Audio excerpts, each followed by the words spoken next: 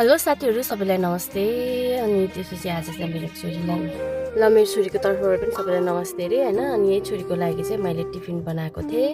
अनि मेरो छोरीलाई चाहिँ खानु पऱ्यो अरे क्रन्चीवाला कुरुङ कुरुङ गर्ने पिज्जा कटमा काटेको रोटी भनेर भन्न थालेँ। अनि मैले यसरी बनाइदिएँ, पिज्जा कटमा बनाएर रोटी।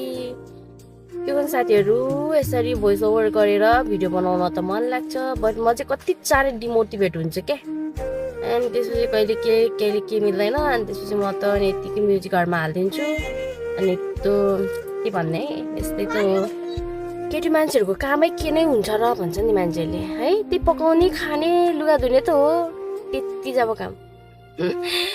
बच्चालाई खाजा, नास्ता, लुगा फाटा, सर सफाइ, हगाइ मुताइ, सुताइ है, सुताउनु पर्ने हरेक कुरा कति धेरै काम हुन्छ। त्यो कसैले काउन्ट गर्न सक्दैन है। त्यही भएर के पनि के भन्नु, फेरि भन्यो भने आमाबाट त्यति गर्न नसक्ने भन्ने फेरि औँला उठ्छ आमामाथि। त्यो छोरी चाहिँ मेरो छोरीको आजको टिफिन हो साथीहरू।